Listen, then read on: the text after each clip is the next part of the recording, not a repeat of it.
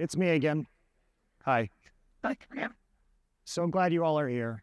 I bet most of you have a VP of engineering, a CTO, somebody to do the development work, likely. You're also probably curious about where generative AI is going and what might happen next. And you're probably curious about where Figma will go next with all of it. So I'm really excited for this next conversation with Kris Rasmussen and Meredith Black from Figma. Please join me in welcoming them to the stage.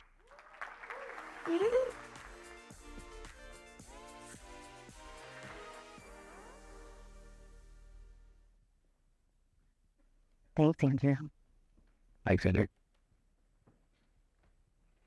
Hi, everybody. Hope you had a good lunch.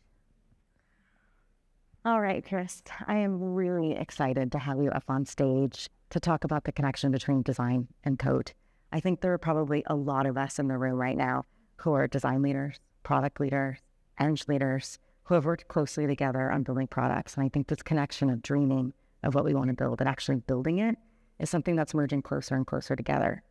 So I'm new here at Figma, just got here 3 months ago. Last year, I was sitting in the audience and we had just come out with Dev Mode.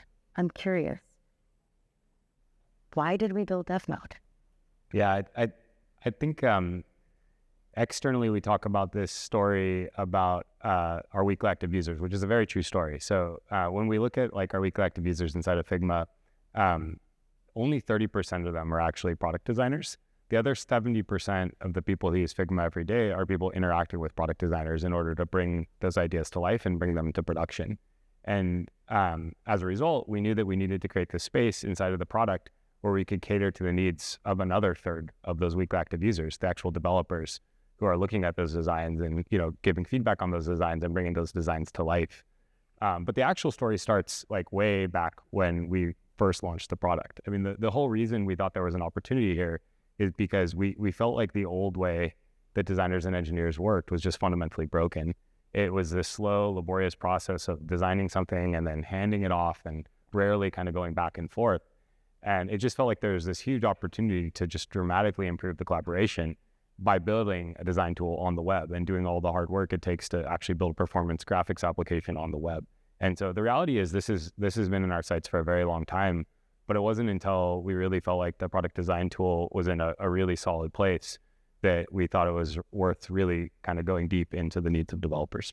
Got it. Yeah. I think also what's really interesting, just nerding out from a design ops perspective, like one of the things I was really excited about is when this happened to somebody in my role, like we own the budgets and like we own like tooling budgets and like we do all this stuff, right? And so for me, it was like, oh my gosh, like one less thing, like one more streamlined thing from like an operational perspective. And so I just thought that was like, I don't know, the cherry on the top. That's great to hear. For me.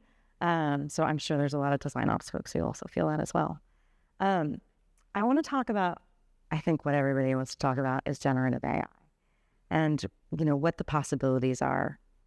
And I think there's this, you know, there's this conversation about generative AI, but there's also this conversation, there's this fear right now of, is generative AI going to take over my job? And I think a lot of designers are feeling that, design ops people, content people, you name the gamut. I'm curious what your thoughts are on that. Yeah, this is a topic I'm sure everyone's been asking themselves and asking other people, and we all as leaders get asked a lot. I think there's like two different ways to answer this question.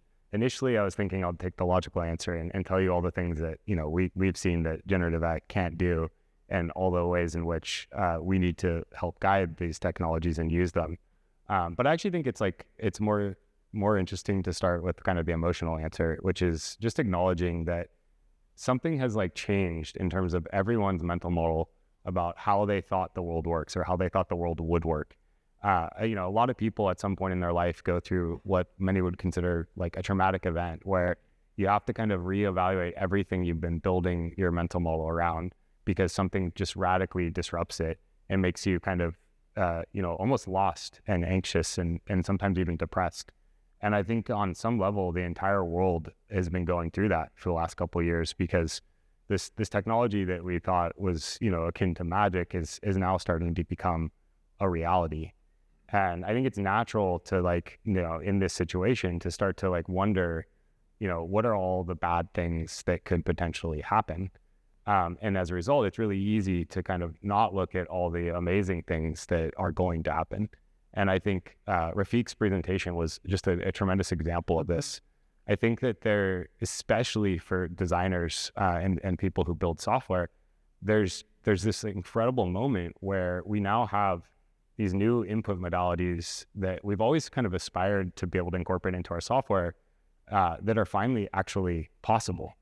And we're in the very early innings of actually figuring out how software evolves to incorporate these new input modalities. We're basically just testing like one extreme, which is just put everything into a chat interface. But I think at Figma, like just like all of you, we do not believe a chat interface is the optimal interface for every single product and every single experience. Yeah. And I think that there is just so much opportunity to think about how you blend these different input modalities and these different experiences and redesign software, and also how software can solve problems that it never was able to solve again, and what sorts of new opportunities that's going to create for every single person in this room and all the businesses we're a part of. And so I think that, oftentimes when you go through these events in your life, you start off in a place of anxiety and confusion and sometimes even depression. But great things come out of that because you kind of get this moment where you get to realize that everything is new again and you're kind of like a kid learning all over again. And I think that we're starting to see that happen, and I'm actually incredibly excited about the future that that's going to bring. And we can come back to some of the tactical reasons why I think the technology is not there too. Yeah. Yeah. I'd love to demystify a little bit like some of the use cases that you're seeing where you think AI has actually been like incredibly complementary. Yeah, I mean, I think like we've all kind of gotten tired of all the cute demos online where AI does something magical. But what you don't see is all the ways in which AI also failed at very similar tasks. And that's not to belittle these new technologies. I personally think they're amazing and create this insane amount of opportunity. But the reality is, like, a lot of people are trying to pick these extreme examples of AI doing things that are so disruptive to kind of force people to acknowledge them and play to this anxiety that everyone in the world is feeling right now. But the reality is, if you look at a lot of the software and the demos that have been put out there, they oftentimes have these kind of like traditional startup growth curves where a bunch of people come in, kick the tires, and then not that many people stick around. And so when you think about like the experiences that have actually already proven themselves to be able to kind of last, I think like GitHub Copilot is like a great example of this, right? And I think the reason why it's so powerful is that it's not like trying to promise a way in which you can just totally change the way you think about building software. Instead, it's trying to be there right when you need it to help automate some of the tedious kind of things that you didn't even really care about doing in the first place.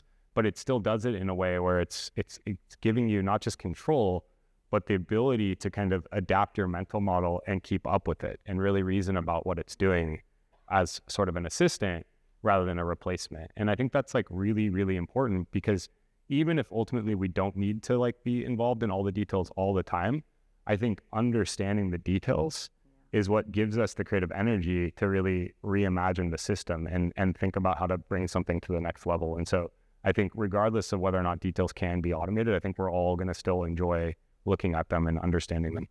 Yeah. So this might be a little bit of a spicy question, but what about like the wide range of digital things that get designed? Like, and what's Gen AI's role in that? And why I'm asking this question is I think that AI can be a partner, like not the solution of things, but AI can't understand emotion, right? AI can help with things, but like, what is the creative impact of AI? And I think the reason why I'm asking that is I think, coming from the design world, like we're so used to doing like, research interviews and stuff like that. Do you think that stuff's going to go away, or do you think AI is going to like help complement research and help complement the things that we're doing to make the user experience better?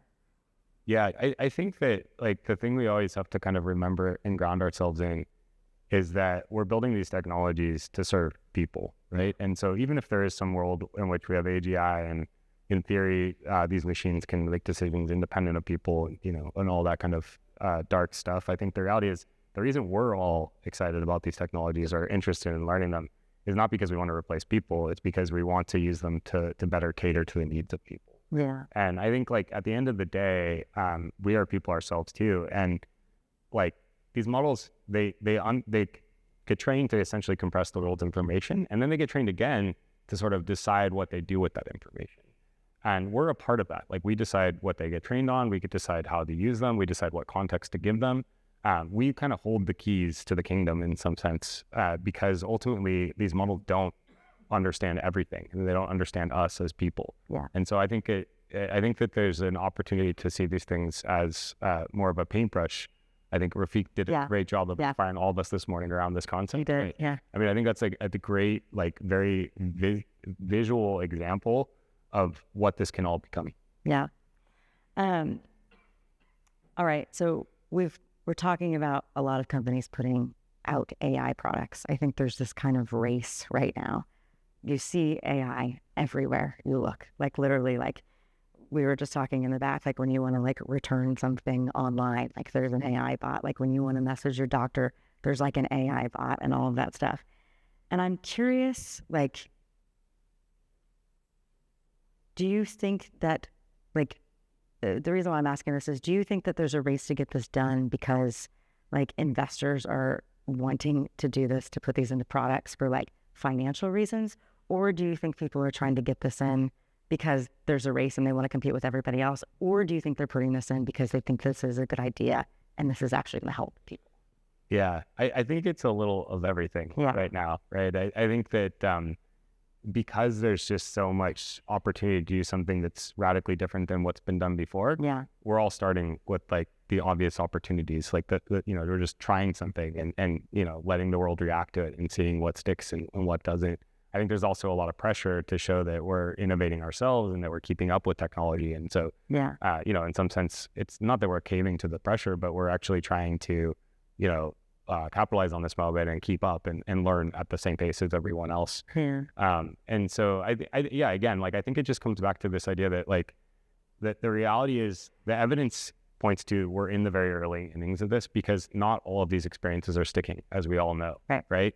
And not all of these experiences are actually better than the ones they're replacing.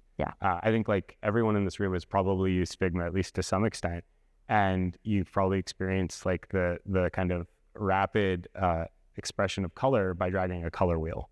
I don't think any of us like want to replace a color wheel every day with a prompt where you have to describe those colors that you're trying to explore. That just doesn't make sense. Like direct manipulation is here to stay for a lot of different use cases. And I think sometimes when you directly manipulate something in a more physical way, it's also a different way of learning and interacting with it and understanding it. And I think like at the end of the day, we all have to understand the software we use and we design and we build. Yeah, thank you. Okay, next question for you. What are you excited about with AI? And what are you excited with what Figma is going to do with AI? And if you and I were to come back and talk next year, what do you think we'd be talking about? Yeah. Well, at some point, given the title of this talk, I think we got to bring this back to what I do, which is with coding and engineering. So maybe we'll start there and then I'll talk about some other things too.